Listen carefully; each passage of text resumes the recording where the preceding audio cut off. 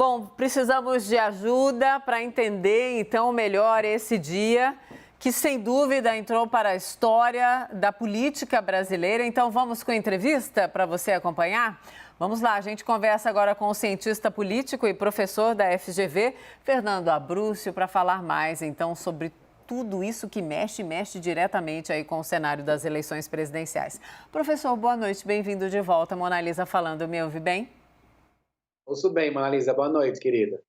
Prazer é todo meu, querido, em recebê-lo. Vamos conversar, então. Olha que a nota da Renata Abreu, agora há pouquinho, tenho certeza que você viu, fortíssima. A gente até já repercutiu aqui, dizendo que Moro deixa, então, o Podemos por causa do poder financeiro do União Brasil e que eles souberam da traição pela imprensa e Moro fora, então, do jogo político, embora ele tenha dito nas redes sociais nesse momento. Quero ouvi-lo começando por aí, professor, pode ser?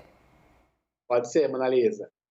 Hoje foi sepultada a candidatura presidencial do Moro, né? Acho que não há dúvida sobre isso, porque ele percebeu que teria dificuldade de levar essa candidatura pelo Podemos, o Podemos não teria muitos recursos, não teria muitos palanques estaduais, e, Mona Lisa, isso é muito importante para a eleição presidencial, né? Lula e Bolsonaro estão brigando para construir palanques fortes, e é difícil para os dois, que são dois candidatos fortes, imagine para os outros.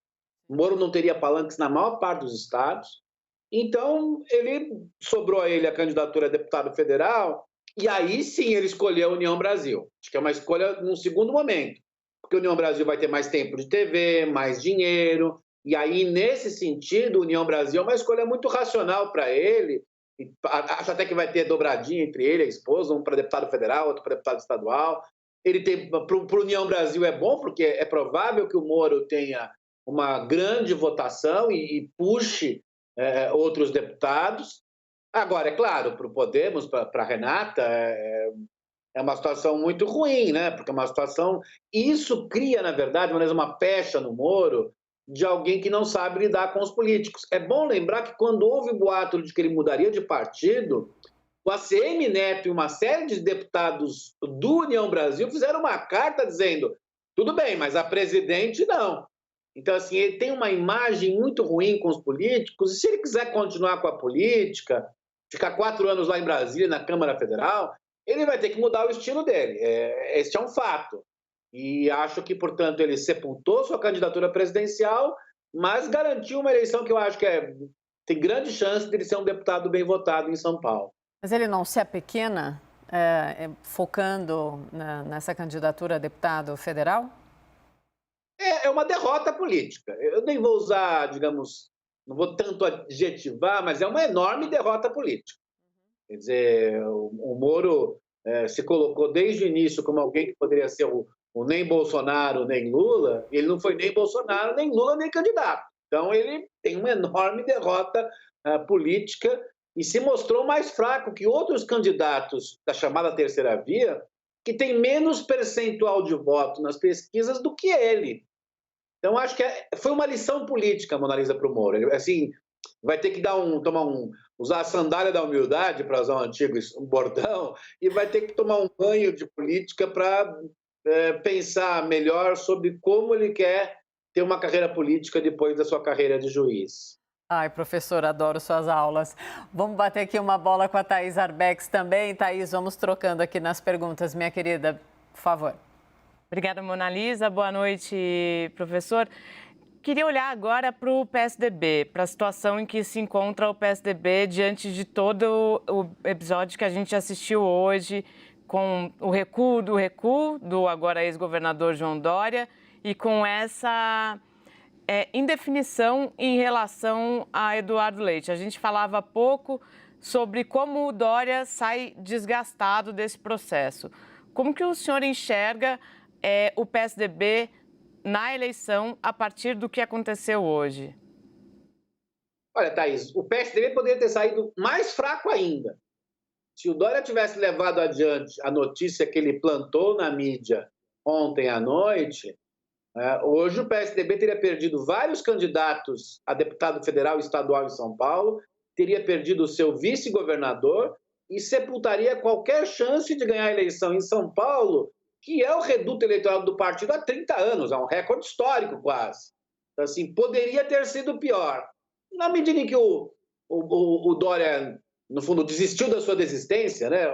Eu estava ouvindo vocês aí, o Caio falando, na verdade, o melhor título é a volta dos que não foram, né? Maravilhoso, Porque, professor.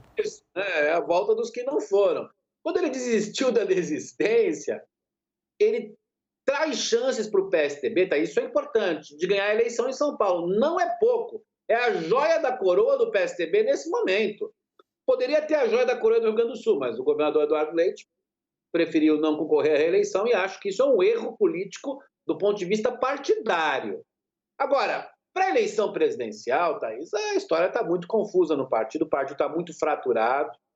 Não acredito que o Dória desista para o Eduardo Leite ser candidato. Ele tem uma carta, Sim. não é a carta do War, para lembrar nossa época de juventude, mas é uma carta muito forte para ir para a justiça, no limite.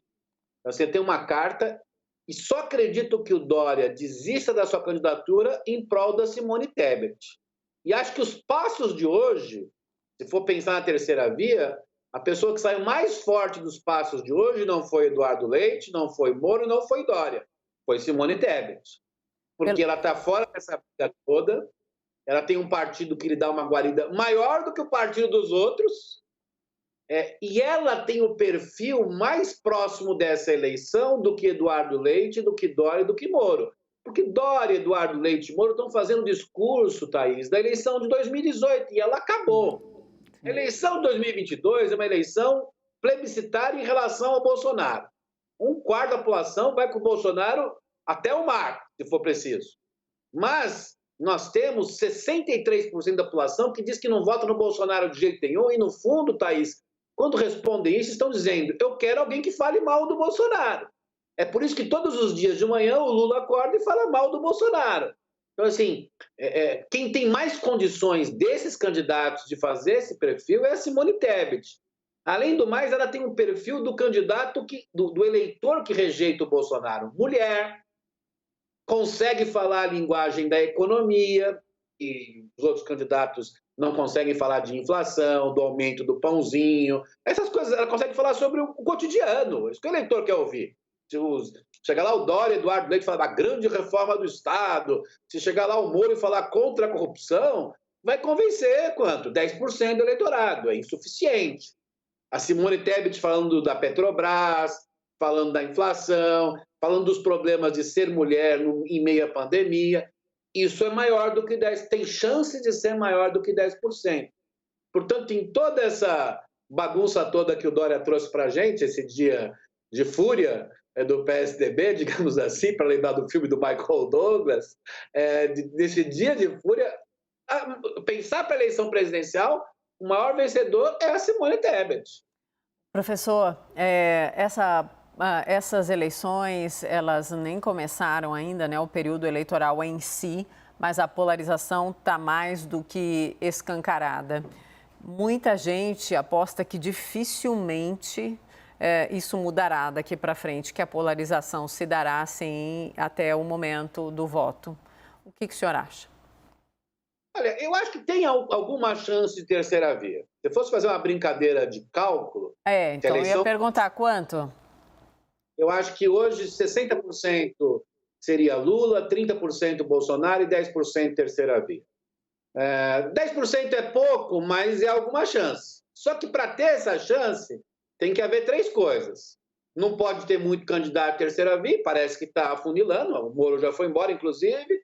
Segundo, tem que bater no Bolsonaro. O Lula já está no segundo turno. Tem que bater no Bolsonaro. Essa ideia do nem pode ser bonita para falar no restaurante dos Jardins. Para o eleitorado brasileiro, isso não faz o menor sentido. Você tem que conquistar eleitores. E terceiro, Mona Lisa, falar a linguagem do povo. O povo está sem emprego, com inflação, muita gente perdendo moradia por conta do preço dos aluguéis.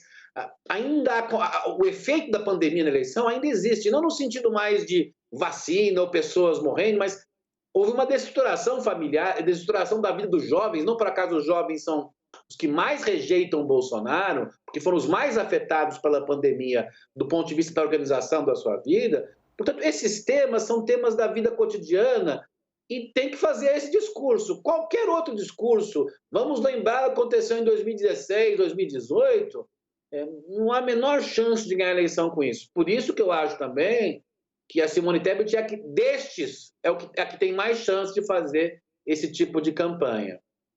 Thaís? Professor, especificamente sobre a Simone Tebet, eu também tive essa percepção ao longo do dia de que ela poderia ser essa pessoa, mas não sei se o senhor concorda com a análise de que, para isso, ela também precisa ter o apoio interno do MDB. Sim. E não me parece que isso seja algo fácil de conquistar. Afinal de contas, o MDB raiz, se é que a gente pode chamar assim, defende uma aliança imediata com o ex-presidente Lula. Para além disso, não me parece que João Dória, a partir desse momento, esteja disposto a abrir mão. Então, não teremos muitos candidatos na terceira via, apesar da desistência de Moro. Não sei se há, de fato, tempo hábil para que haja uma construção de uma terceira via que chegue nesses 10% que o senhor colocou. Thaís, você está correta. Quando eu digo que há chances, é que existe a possibilidade. Mas vamos lembrar que as prévias do PSDB ocorreram em novembro.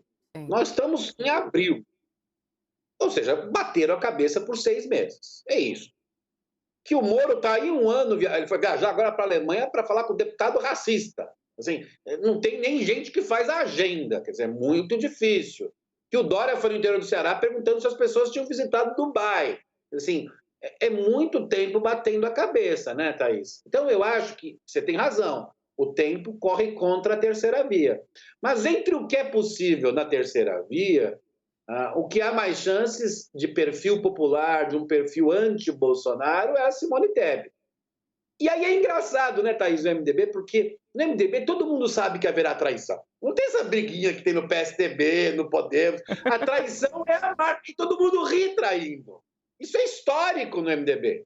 Quer dizer, outro dia o senador Renan disse uma frase sensacional. Ele disse, todos sabem que, até pela eleição estadual, pelo apoio ao Renanzinho, eu vou apoiar o Lula, mas se a Simone vier aqui, será muito bem recebida. É assim. No Rio Grande do Sul, o MDB é mais conservador. Não sei se ao final ficará com o Bolsonaro por conta de brigas que houve nos últimos dias, mas lá eles podem até receber alguém do Bolsonaro e receber a Simone Tebet, porque o MDB é assim. Nesse sentido, a candidatura da Simone Tebet é mais bem aceita pela lógica do seu partido do que o Eduardo Leite e o Dória no PSDB. É interessante pensar nisso. Assim, esta é a lógica do MDB. Veja, a Simone Tebet vai em lugares que o MDB vai estar mais próximo do Lula, mais próximo do Bolsonaro, mas ninguém a tratará mal. Terá lá um palanque. O MDB acaba de fazer um acordo para apoiar o PT na Bahia. Uma história interessantíssima. Nunca ocorreu isso. Mas duvido que os aliados do Gedel não recebam, com pompa e circunstância, a Simone Tebet. Eu duvido que o PSDB seja recebido com pompa e circunstância em alguns estados do Nordeste, seja o Dória, seja o Leite. Então, é uma lógica diferente. O tempo corre contra. Mas se há alguma chance, é essa, que se pegue logo a chance. Se não pegar, aí você tem toda a razão. É uma candidatura em que pode até, digamos, adiantar o segundo turno. Porque, vejam, existe um outro nome que nós não falamos aqui, que não é da chamada terceira via, que é o Ciro Gomes, mas se ele não se viabilizar, 70% dos votos no primeiro turno já vão para o Lula. Eu estou falando de uns 4 ou 5 pontos. Se não tiver candidato à terceira via, vai ter uma divisão ali. Pode ser que a eleição termine no primeiro turno. Portanto, isso pode mudar a cabeça de muita gente da terceira via. Desculpa, Mona Lisa. Imagina, professor. O professor está cinematográfico hoje na aula, né, Thaís? E a gente curte. Professor, o senhor falou bastante sobre a lógica, então, do MDB. Eu queria falar sobre a lógica do PSDB, olhando para o PSDB paulista, né? O desafio do PSDB em São Paulo. Então, se eu não me engano, no comando do poder em São Paulo, com algumas pausas ali, porque alguém saiu para se candidatar. Se eu não me engano, desde 1995, o começo da minha carreira, o PSDB já era poder. Só que o PSDB, sim, as brigas, as discussões, a gente sabe que o Ninho Tocano sempre esteve ali em intensas bicadas, mas como está agora, para a gente que acompanha e que vê há tanto tempo, parece que é um dos piores ou um dos momentos mais difíceis. Como é que o senhor analisa o PSDB olhando para o desafio do PSDB paulista, né? Abrir mão, então, vou até usar uma frase que o senhor usou agora há pouquinho, a joia da coroa São Paulo, né? O estado de São Paulo é meio que sinônimo para o PSDB. Difícil imaginar isso nessas eleições mais uma vez. Mona Lisa, é o pior momento do PSDB, primeiro no plano nacional. Minas acabou a chance, nem sabem o que vão fazer exatamente. Rio Grande do Sul, eu acho que tinha chance de reeleição, estão jogando, digamos, o governo do estado no colo dos outros, essa é a minha impressão. No Nordeste, acho que Raquel teria alguma chance no Pernambuco, mas ela vai falar mal do Lula, então ela vai perder a eleição em Pernambuco, isso é um fato. Ao contrário do ACM Neto, que, mais inteligente politicamente, já disse que não faz campanha do Bolsonaro, escreveu que não faz campanha do Bolsonaro, e com isso pode ter, digamos, um voto ACM Lula, então esse pessoal está mais flexível. E o PSDB em São Paulo, Manaus, de fato, é o pior momento da história do PSDB em São Paulo. E tem que lembrar que as lideranças, Montoro, Fernando Henrique, Covas, o próprio Alckmin, esse pessoal sabia como brigar, mano. Eles brigavam no privado e depois se acertavam. Com o tempo, o PSDB perdeu essa capacidade, digamos, de resolver de forma cavalheiresca suas brigas. E pior, acho que a entrada do Dória é a entrada de um estranho no ninho, me perdoem, obviamente, pela figura em relação aos tucanos, é um estranho no ninho e ele implodiu o partido, né? Estilhaçou, gosto da palavra, estilhaçou o partido. E acho que a escolha do Rodrigo Garcia é paradoxal. Muita gente do PSDB era contra, mas talvez seja a única chance de sobrevivência do PSDB hoje é o Rodrigo Garcia, porque é um cara muito forte no interior, um cara que fez uma aliança forte com a União Brasil, com o MDB, alguém que tem muito recurso. O governo, é interessante dizer, o governo Dória é muito melhor do que sua avaliação. Cá entre nós. Sem dúvida, sim. Realizações, né, diversas. Isso. Então, tem muito recurso. E acabada a eleição, e o Rodrigo tem chance de ganhar a eleição, vai ser uma eleição muito difícil, tem 3 grandes candidatos, é muito difícil a eleição, mas se ele ganha, o PSDB é ele que vai reconstruir. E por mais que ele seja mais distante da imagem social-democrata, ele é um cara mais conservador politicamente, ele é um cara mais parecido com o Alckmin, isto é, um construtor de partidos.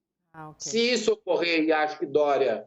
A única chance, para provocar um pouco a Thaís também, a única chance do Dória continuar sendo um ator político importante é concorrer a deputado federal.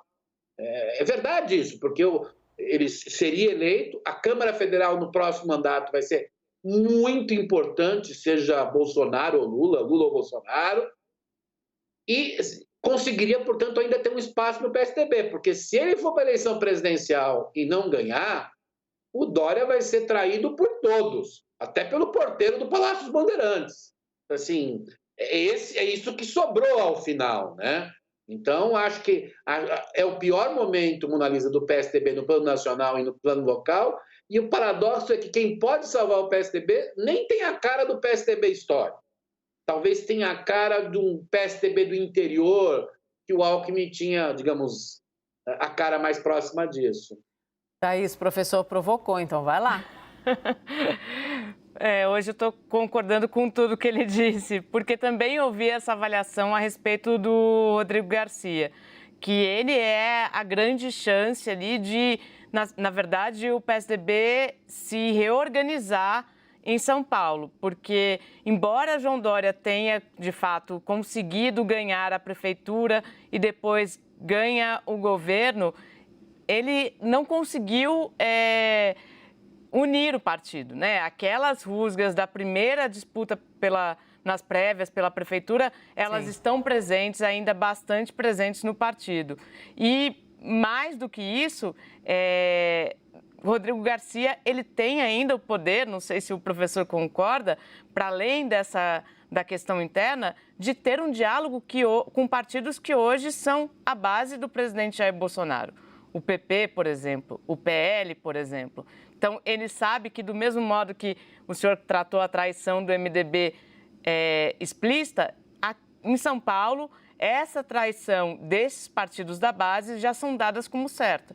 E é Garcia que consegue atrair esses nomes. Não sei se o professor concorda. Aí tem um ponto. Vamos pensar, por exemplo, o PP em São Paulo. O PP em São Paulo vai fazer direto ou indiretamente a campanha para o Rodrigo. Primeiro porque tem cargos no governo, então acho que isso vai ter um impacto que talvez leve, inclusive, a uma aliança. Mas se não houver aliança, tem que lembrar o seguinte, quem é o inimigo do PP vai ser, portanto, a ambição do PP vai ser de candidatos a deputado federal. Quem é o inimigo do PP? O PL. É o mesmo tipo de deputado. São 200 mil ex-coronéis, 200 mil pastores, mesmo tipo de candidato. Ora, se for isso, é preferível trair em prol do Rodrigo do que trair em prol do Tarcísio, porque o Tarcísio vai apoiar os candidatos coronéis, pastores, neoconservadores, coisas assim, do seu partido.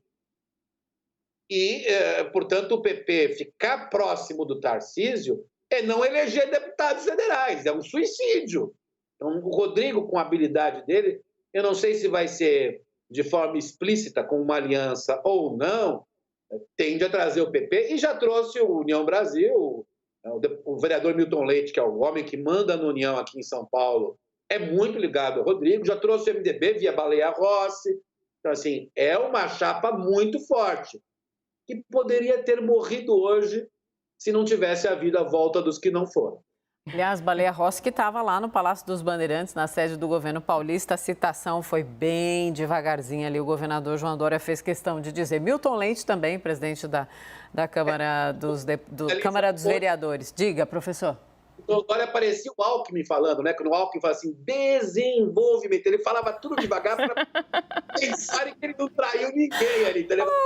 Então, ele está tentando imitar, digamos, a modo de falar do Alckmin. O professor está inspiradíssimo hoje, queria conversar mais, mas o tempo acabou. Professor Fernando Abruzzo, cientista político, professor da FGV, muito obrigada pelo papo, professor, venha sempre. Obrigado, boa noite para vocês dois. Tchau, querido. Obrigada, Thaís Arbex, minha ruiva poderosa, muito obrigada pela parceria aqui na entrevista. Obrigada, querida.